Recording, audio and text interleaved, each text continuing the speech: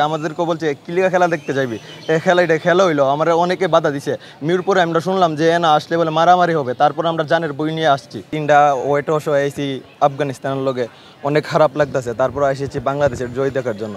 ইনশাল্লাহ খারাপ সময় সাপোর্ট দিই তো এখন আসলাম খারাপ সময় সাপোর্ট দেওয়ার জন্য। কিন্তু আমার একটা জিনিস খারাপ লাগলো যে নাজমুল হাসান শান্তকে দলে নেওয়ার জন্য এর ফরম অনেক খারাপ যাইতেছে। নাজমুল হাসান শান্তকে বাদ দিয়ে অন্য একটা প্লেয়ার নিলেও ভালো হইতো। লর্ড শান্ত, যার রড শান্ত আমার ব্যক্তিগতভাবে একবারই পছন্দ নেই, খেলা পছন্দ নেই, ব্যক্তিগত কিভাবে যেন সাহেব হাসান কয়েকদিনের মাঝে অনেক উপরে উঠে গেছে। আমরা সাব্বির হাসানকে আবার আমরা খেলার মধ্যে ব্যাক করতে চাই। সাব্বির হাসানকে আমরা চাই, দলে চাই। আমরা আইছি ব্রাহ্মণবাড়িয়া থেকে খেলা দেখার জন্য। অনেকে না করছে, আমরা ওইখান থেকে আসার লাগে আমাদেরকে বলছে কিলিগা খেলা দেখতে যাইবি, এই খেলা হইলো। আমরা অনেকে বাধা দিছে।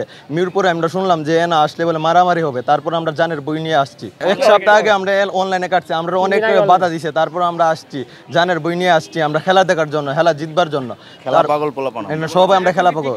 মিরপুরের মাঠে তো মনে করেন 190% বাংলাদেশ এটা উইন হইতে পারে। মিরপুরের মাঠ মানে বাংলাদেশের উইনের 190% ধরা যায়। ইনশাআল্লাহ আজকের ম্যাচটা জিতবে। আর আমি মনে করি হোয়াইট হাউস হবে, ওয়েস্ট ইন্ডিজ উইন।